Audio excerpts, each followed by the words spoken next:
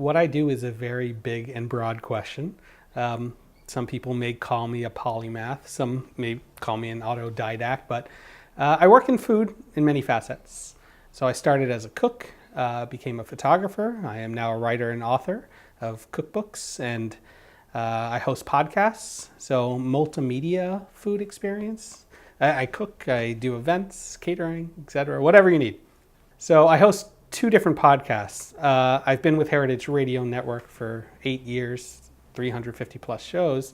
It's a live Q&A podcast in that it's 30 minutes with an expert about whatever I'm essentially interested in at that time, from knife making to salt to food stylists, interior designers. It's more about eating with your eyes. It's a visual exploration on how people use food as their medium of muse. And the other podcast I just started hosting is Food 52's Burnt Toast. That's post-produced, and we pick one big umbrella topic that's abstract enough that I can kind of dive into the world of whatever it is. A wormhole about maple, but not just syrup. It's about sap and the beverage industry therewith.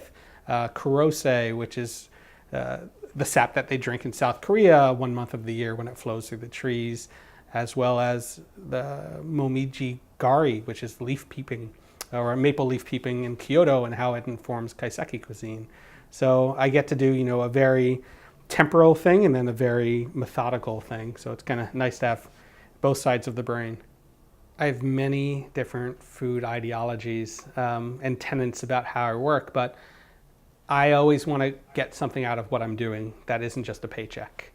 Of course, you need to get paid to kind of foster what you're doing, but the best work is the work that you're passionate about. So I always try to kind of follow whatever that is and figure out how I fit within that mold. Or sometimes you have to forge your own path.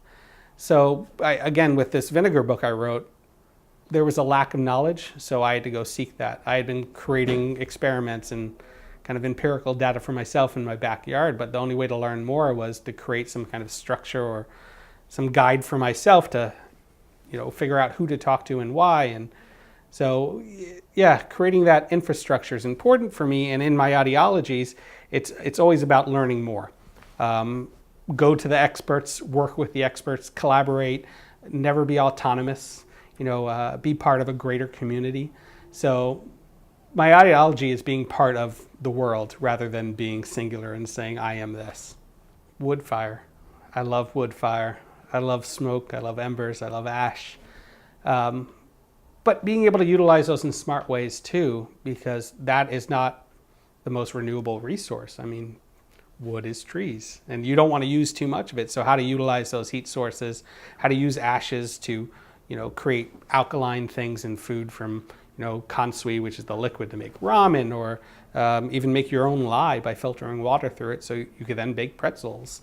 It has me really fascinated that, it certainly is a heat element, but you fire it up to a high point and then descends, and watching temperature zones dictate how you cook as well, rather than just turning on an oven in the house. So the kind of act and react nature of wood fire. And restaurants want to be consistent, but you're dealing with a live thing. So again, that react and react has been really fascinating to see how chefs interpret what consistency is, or how large of a latitude they can work with when they're working with wood fire. It's just been fascinating me so much.